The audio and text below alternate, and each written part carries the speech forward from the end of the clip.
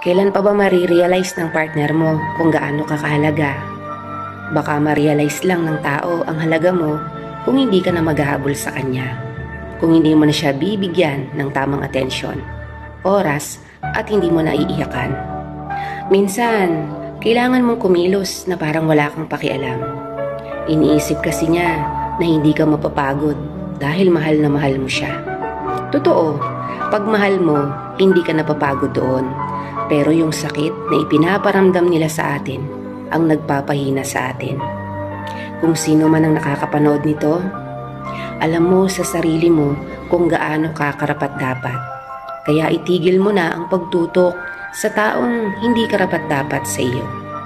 Kung talagang mahal ka, hindi mo kailangang makiusap para sa kanilang oras.